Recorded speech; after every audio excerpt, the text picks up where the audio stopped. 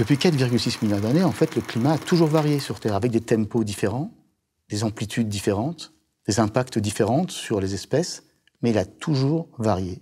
Et donc, finalement, on pourrait se dire que non, c'est pas grave ce qu'on est en train de faire. On est en train juste de modifier une fois de plus le climat. Mais il y a un élément qui fait que cette modification qu'on est en train de produire, nous les hommes, est différente. Et cet élément, c'est la vitesse à laquelle on le fait. Parce que qu'est-ce qu'on fait ? On prend les combustibles fossiles, on les brûle, on les met dans l'atmosphère, et ça en quelques siècles, et pour nous développer. Et finalement, ça a un effet. Ça a un effet, c'est qu'il fait plus chaud et qu'on est en train de détériorer sérieusement notre propre environnement. Donc toute la question, elle est de sauver l'homme. Elle n'est pas tellement de sauver la planète. Sauver la planète, c'est un raccourci.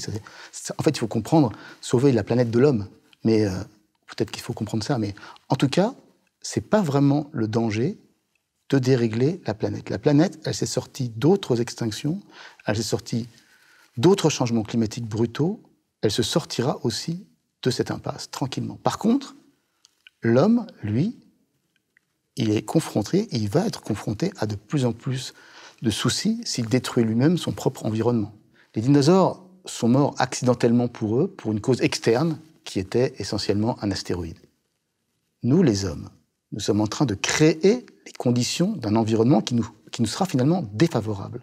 C'est-à-dire que l'homme est en train de scier la branche sur laquelle il s'est développé. Donc, de ce point de vue-là, il y a déjà quelque chose d'extraordinaire. Mais le plus extraordinaire, c'est pas vraiment ça, parce que ça, c'est un constat, c'est le fait que, potentiellement, et parce qu'il a un gros cerveau, contrairement aux dinosaures, l'homme est capable à la fois de mesurer, d'analyser les ravages qu'il peut faire sur le plan de son propre environnement, et donc modifier sa trajectoire, son attitude.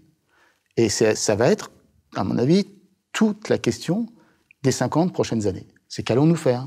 Qu'allons-nous faire ? Qui va l'emporter ? Le gros cerveau ou la dilapidation des richesses ?